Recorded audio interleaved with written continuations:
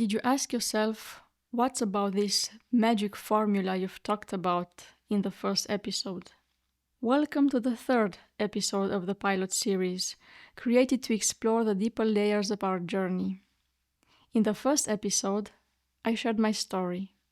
In the second, I explained the meaning of peace without pretending and the meaning of Morpho Menelaus. In this final piece of the trilogy, we will explore the magic formula in this 3D world, its role in the path of inner exploration, and how it weaves into the fabric of transformation.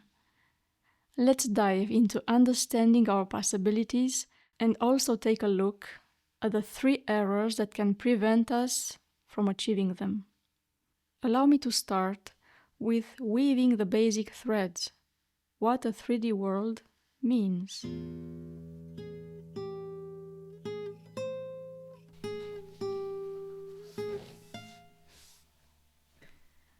The 1st of April, 2025. This is my third note to you, and it feels just right for ending this pilot trilogy because I'm going to tell you about all kind of threes. 3D, 3 dimensions, 3 vectors, 3 errors, 3 fears, 3 treasures, 3 tools, 3 manifestations. In this 3D model, we have 3 dimensions: height, length, depth. And there are always 3 vectors. Everything here is Trinitarian, made out of 3 parts. A tree has roots, branches, and a trunk. Your body has limbs, a trunk, and a head. Even your little finger is made up of 3 segments. There is day, night, and dusk, light, darkness, and twilight, up, down, middle, white, black, gray, mother, father, child, thesis, antithesis, synthesis. Whoever teaches that this world is made up of 2 things, duality, is possibly creating an error, like a false program in this reality, is modeling a false model of reality, which therefore leads to thoughts that are false. This last idea was expressed in a seminar by Romanian psychologist and numerologist Anatol Basarab. And I agree. There might be other worlds where the experience is just to be, without doing anything. There is no duality there either. There is just a point in the vastness of the cosmos, a spark, but nothing else. Because the spark doesn't even move, as soon as it moves, it jumps out of the non-duality into the duality, passing from point A to point B. So there might be other worlds where the experience is just to be and to do. The spark is, and the spark moves. It does something. Maybe it learns. But this world, our world, is 3D. We have 3 vectors. Our world is Trinitarian. Therefore, to materialize, to create matter, we also have 3 vectors: to be, to do, and to have.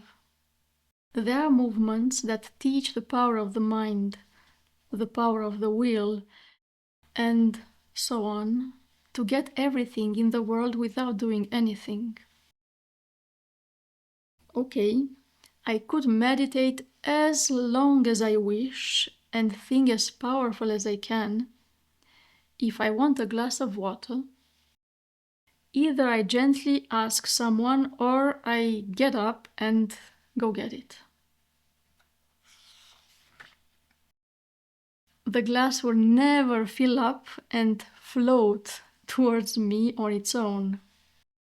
Yes, someone might pick up on my mental thought, might feel my demand and do the action for me. But this is rare.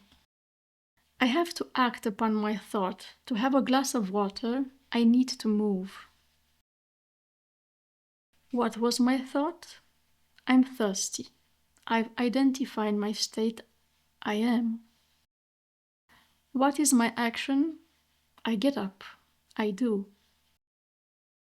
What is the outcome of my action? I have my glass of water. I have.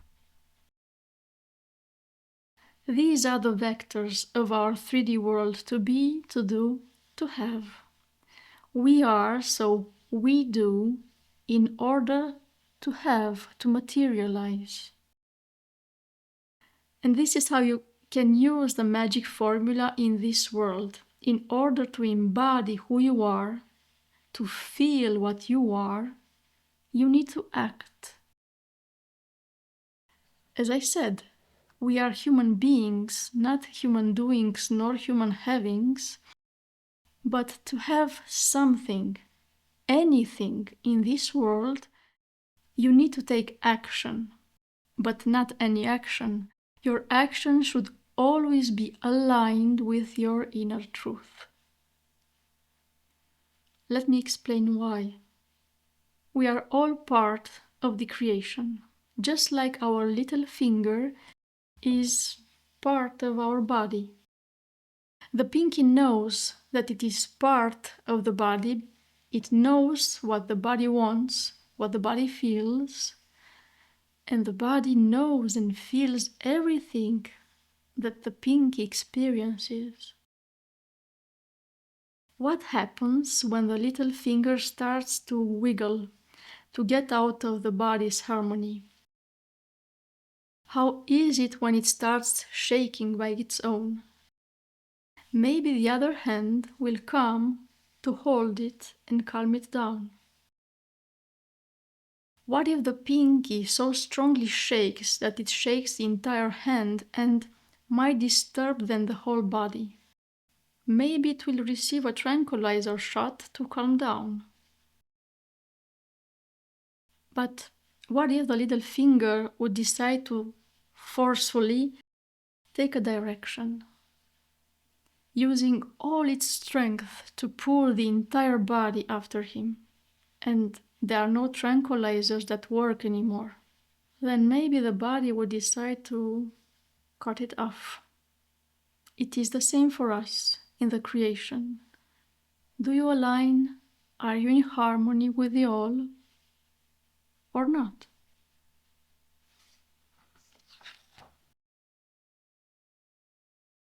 In the big symphony of the all, each one of us is a note.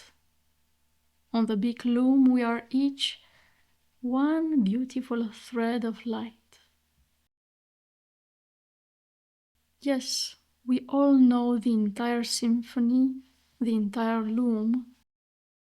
But when we've embodied this 3D experience, this life, we came with a specific note and color, a specific frequency. You have your own and unique frequency that you can and should materialize in your life. Once you tune back to your specific and unique frequency, you remember, you reconnect. You hear again the great song of the loom, the universal symphony. And you touch again the spaces between the notes, between the threads, the silence. Now look inside you. The silence is between your breathing in and breathing out. You can touch infinite space by consciously holding your breath. And now look around you. Those who touched their inner silence, their inner peace, were able to create beauty,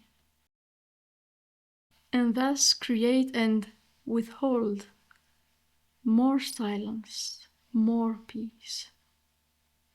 Think of the beauty of a temple, for example, or of all creations of Mother Nature. As said my inspired line in the first episode, true peace manifests in this world as a beauty, and beauty creates more peace. Do you agree? Take a moment to think about where or when you were able to feel peace. Or what was it that made you feel awe and atonement? What was it that took your breath away?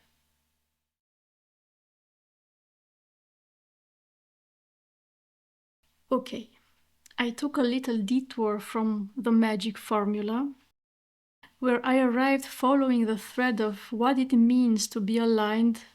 Took me by surprise too. Well, it must be a story that needed to be heard. Now we understand why acting in alignment with who you are can create inner peace. Remember that in this 3D world we have 3 vectors: to be, to do, and to have. Let's spell differently the magic formula be, do, have. For the physical body, it can be spelled like this: be yourself, walk your path, have harmony. For your soul, it can be this: be confident, love, feel peace. For your spirit, it can mean this: be magic, create, feel free.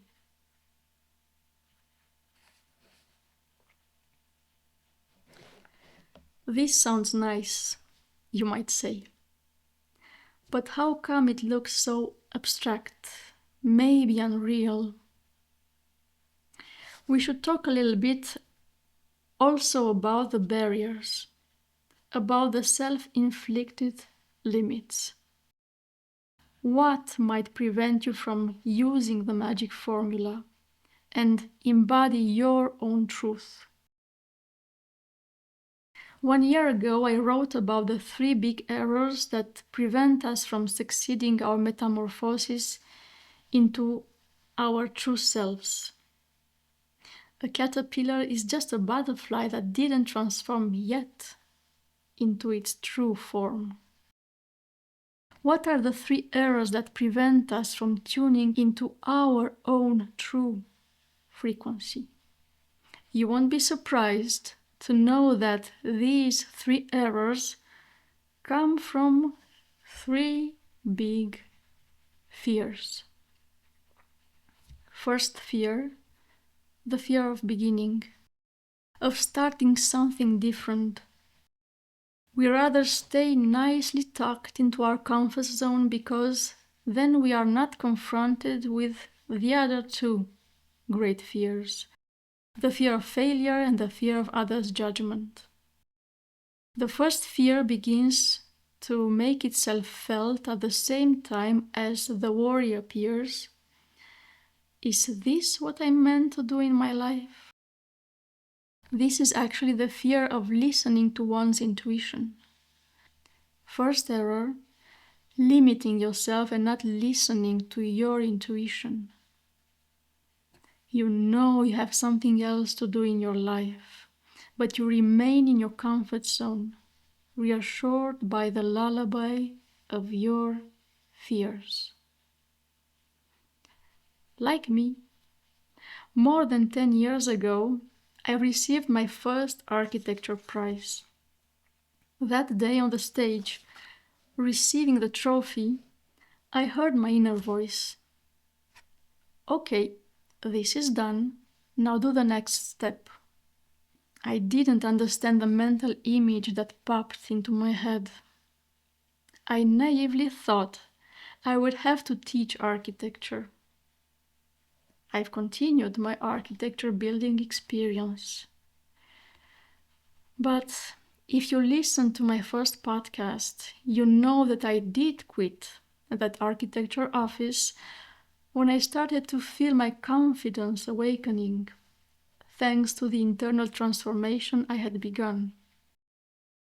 I handed in my resignation without asking anything else in return than my freedom. Here's how you can get over the fear of beginning. Listen to your inner voice to make the first step. Take a leap of faith towards your metamorphosis. You will then find a great treasure, your self-confidence. Second fear, the fear of judgment.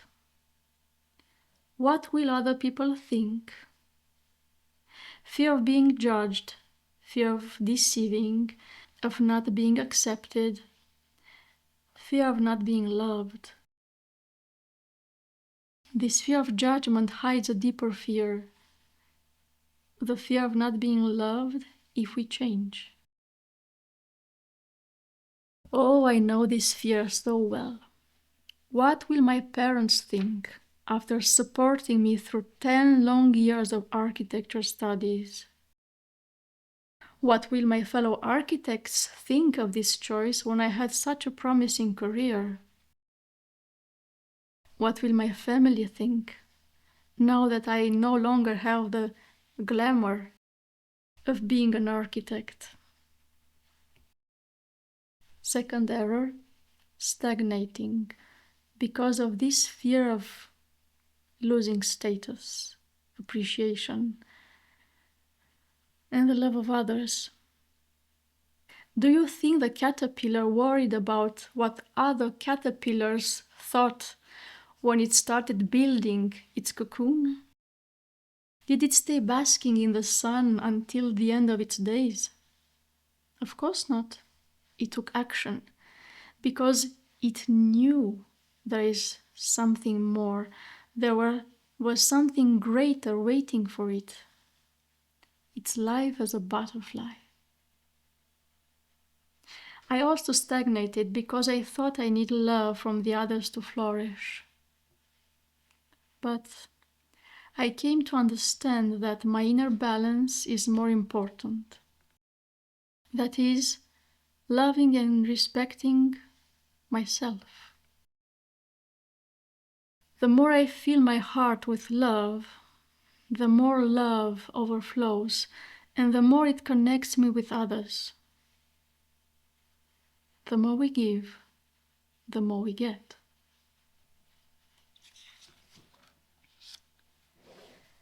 Do you know what it means to love oneself, to respect oneself? It means being your true self. The more you are yourself, the more love you will feel for yourself, and the more others will love you, because love creates more love. Here's how you can get over the fear of judgment. Be yourself, respect yourself, and give yourself the greatest treasure, love. Third fear, the fear of failure, of not succeeding, of not fulfilling oneself, and thus facing a harsh consequence. That's hard to bear in this world. Lacking money. This fear of failure hides a deeper fear, the fear of not being enough by being oneself.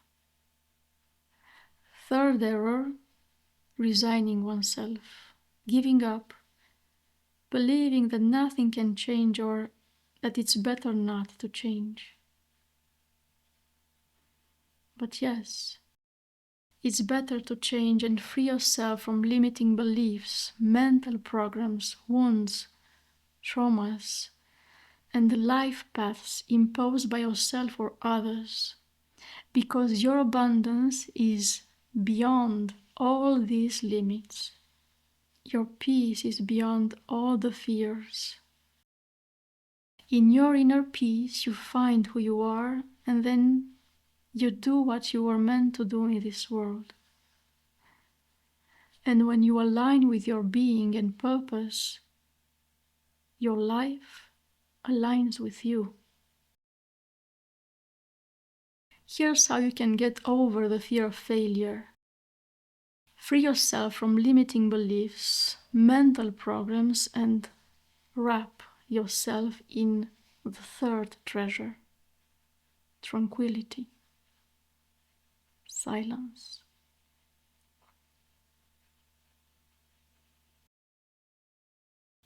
Surpassing these three fears with their three errors can lead you to take back your conscious place in the game of creation. You can stop following constructs made by others.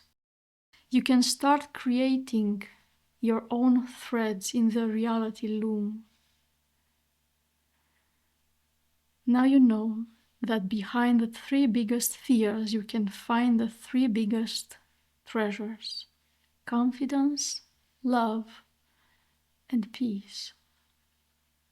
On a spiritual level, you can learn how to use these three treasures as tools for your manifestation as a human being in this realm, as a true human being, a true Om, and be magic, create, and feel free. But that's another story. Thank you for listening. I hope it brought you something new, or perhaps helped you remember something very old. I'd love to hear your thoughts. What did you think about the be, do, have magic formula? Or about the three treasures hidden behind the three fears? Check the podcast description to find my thank you gift. And if this journey speaks to you, please consider subscribing. See you next Friday. Until then, remember, loom your wings, weave your path, loom your reality.